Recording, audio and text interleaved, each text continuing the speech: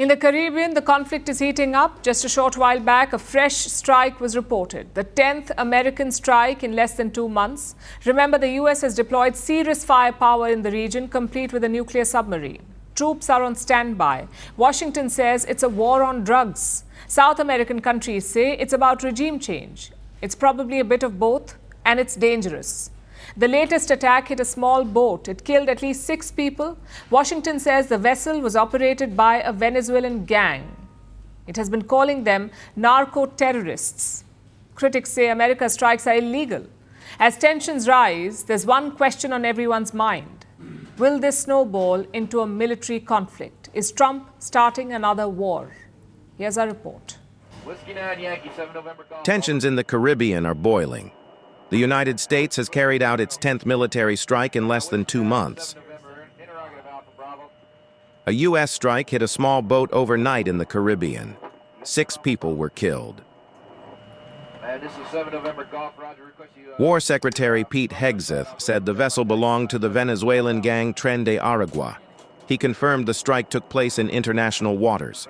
Hegseth says the campaign targets drug traffickers.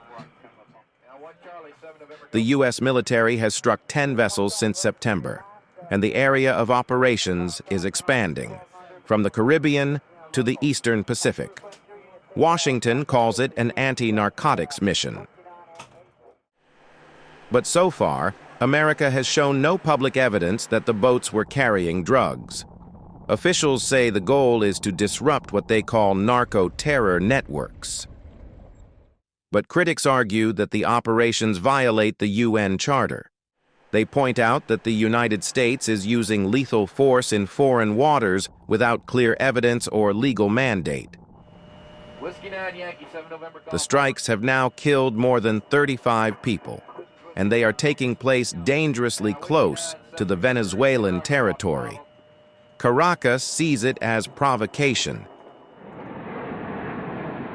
In recent days, reports have suggested that American bombers flew near Venezuela's coast.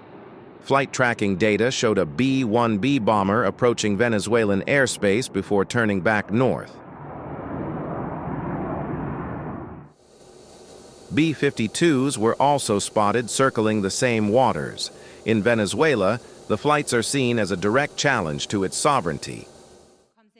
But President Donald Trump has denied sending bombers.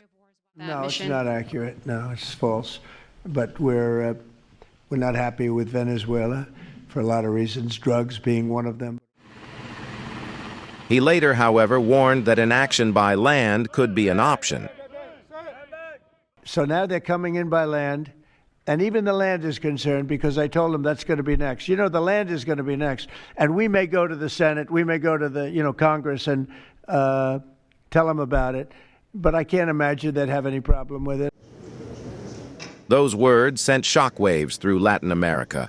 Venezuelan officials have accused Washington of preparing for regime change under the cover of a drug war.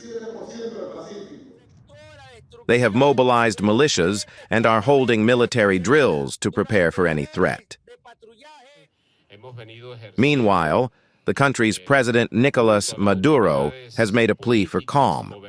In a mix of English and Spanish, Maduro urged Washington to step back. No a la guerra, no a la guerra, not war, not war, not war. Just peace, just peace, just peace, forever, forever, forever. Peace forever, no crazy war. Peace forever. But his call for peace has done little to cool tempers. For now, both nations are locked in a tense standoff. The United States is expanding its military footprint. It has deployed warships, fighter jets, a nuclear submarine, and thousands of troops to the Caribbean. Venezuela, too, is fortifying its defenses. And in the waters between them, the line between counter-narcotics and conflict is getting thinner. Want the facts? The latest developments? News that gets straight to the point. Well, we've got all 3 just for you. This is Firstpost Live, a brand new show, your window into what really matters. Don't miss it.